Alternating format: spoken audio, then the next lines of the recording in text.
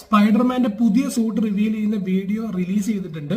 No way ഹോമിന്റെ അവസാനം കാണിക്കുന്ന Spidey സൂട്ടുമായിട്ട് similar ആയിട്ടാണ് എനിക്ക് തോന്നിയത്. ബ്ലൂ ഏരിയാസ് ഒക്കെ കുറച്ചുകൂടെ ഡാർക്കർ ആക്കിയിട്ടുണ്ട്. അത് പേഴ്സണലി എനിക്ക് ഇഷ്ടപ്പെട്ടു. സ്പൈഡി സിമ്പലിന്റെ കാര്യത്തിൽ കുറച്ചുകൂടെ വലുതായിട്ട് നമുക്ക് കാണാൻ പറ്റും. ദ ക്ലാസിക് സ്പൈഡർമാൻ വൈബ് ഇതിനകത്ത് നിന്ന് കിട്ടുന്നുണ്ട്. പിന്നെ വെബ് ഷൂട്ടറിന്റെ കാര്യം പറയുകയാണെങ്കിൽ ഇത്തവണ കുറച്ചുകൂടെ ബൾക്കിയർ ആയിട്ടുള്ള വെബ് ഷൂട്ടർ ആണ് എന്നുള്ളത് നമുക്ക് ആ വീഡിയോയിൽ നിന്ന് മനസ്സിലാക്കാൻ പറ്റും. വരാനിരിക്കുന്ന സ്പൈഡർമാന്റെ പുതിയ മൂവിയായ ബ്രാൻഡ് ന്യൂ ഡേയിൽ കുറച്ച് ഇൻട്രസ്റ്റിംഗ് ആയിട്ടുള്ള ക്യാരക്ടേഴ്സിനെ നമുക്ക് കാണാനായിട്ട് സാധിക്കും. പ്രധാനമായിട്ടും പണീഷർ എന്ന് പറയുന്ന ക്യാരക്ടർ ഈ സിനിമയിലുണ്ട്.